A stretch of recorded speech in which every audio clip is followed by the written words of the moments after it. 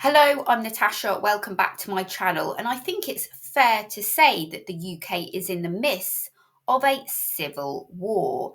Democracy is failing in the UK, and the treacherous politicians that we have in government have turned against their own people. And this has been a long time coming, really. And I think it needed to happen to change the current course of Britain. The UK has seen massive demographic changes. Towns and cities are now unrecognisable. British people are sick of immigration, both legal and illegal. They are sick of the levels of crime being committed. They are fed up with £8 million a day being spent on housing migrants when infrastructure is crumbling. Winter fuel payments for elderly pensioners have stopped, and children's outdoor play areas are being closed due to lack of funding. Every week we have some sort of serious criminal incident. Just to give an example of the awful crimes being committed, we obviously had recent horrific events in Southport. We had a British army soldier being repeatedly stabbed in an attack outside his home. We had a failed asylum seeker exploding a device outside Liverpool Women's Hospital. We had a Moroccan asylum seeker stabbing a 70-year-old Englishman multiple times in Hartlepool in October. We had the Manchester terrorist attacks.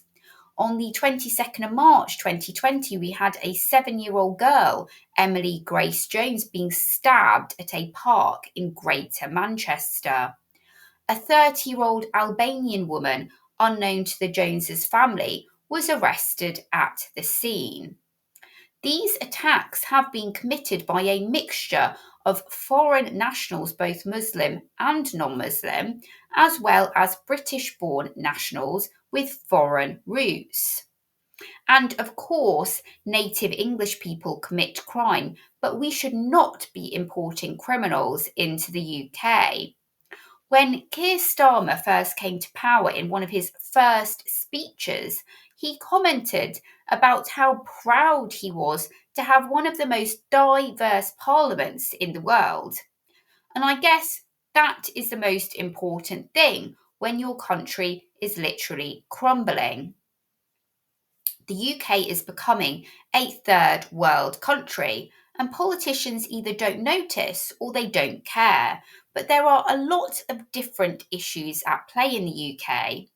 Firstly, yes, we have imported people from very different backgrounds and religions who don't want to integrate and contribute to society, and they actually despise Western values and Western culture. But at the same time, they don't mind taking the West's economic benefits. However, that is just the cusp of the problems that the UK faces and is one of the reasons why a lot of people voted for Brexit to control borders. It's not just about importing people from different backgrounds and religions. The UK also has problems with the Europeans it has allowed into the country. Of the 12% of foreign nationals in prisons in the UK, 12% of these prisoners are Albanian. One prison place costs the British taxpayer £51,108 per year. Drug gangs controlled by Eastern European criminals fuel violent crime in London, which is now the drugs capital of Europe. And the drugs business in the UK is worth £11 billion. I think it is important to note that the UK government has caused a lot of problems for itself. The UK has allowed people to come to the country without firstly safeguarding its own values, properly integrating people into the country, teaching people that it's fine if you want to come, but you need to respect the values of the country that you come to. On top of this, we have a far too generous benefit system in the UK, and this hasn't helped the situation. It has meant that native Brits in many cases earn more not working than working. They then don't want to work, hence the need to import foreign labour. It has meant foreign nationals want to come to the UK to live an easy life at the expense of the British taxpayer. From November 2019 to November 2020, the number of UK nationals claiming benefits increased by 34% to 8.3 million, while the number of claimants from non UK nationalities increased by 61% to 1.6 million. We need to cut benefits and get native Brits to work. People should not be unwilling to work just because they think a job is beneath them. And the benefit system should be reserved only for the severely disabled who can't work and not provided to foreign nationals. I also believe that our foreign policy has contributed to the problems that we are seeing. We massively contributed to the migration crisis by removing Gaddafi in Libya and creating a gateway for migrants to travel through Africa and the Middle East to Europe.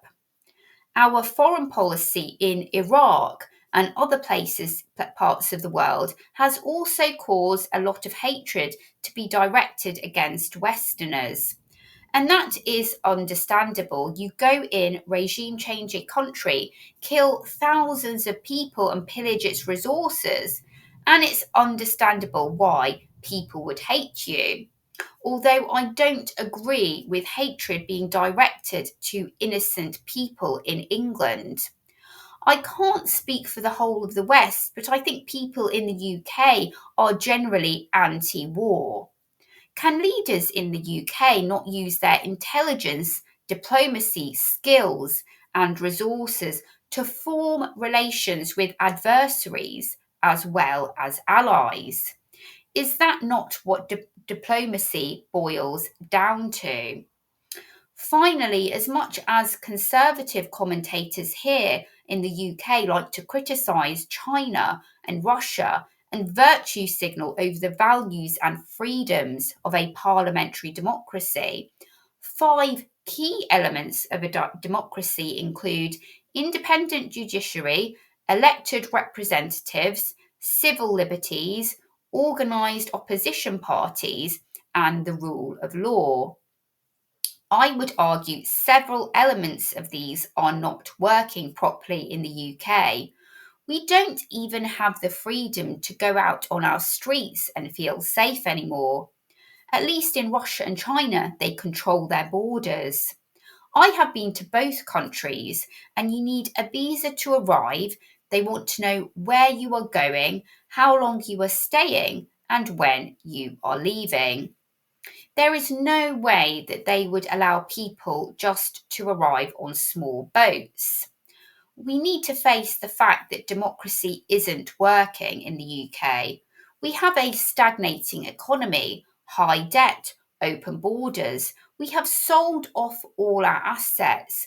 Key infrastructure and important British companies are now in the hands of foreign nationals who don't care about the British people.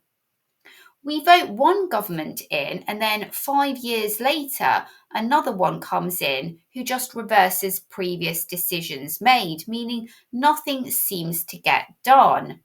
I personally would much prefer to have a slimmed down democracy, abolish the House of Lords, and best interests in a patriotic leader who got things done and acted in the best interests of the British people.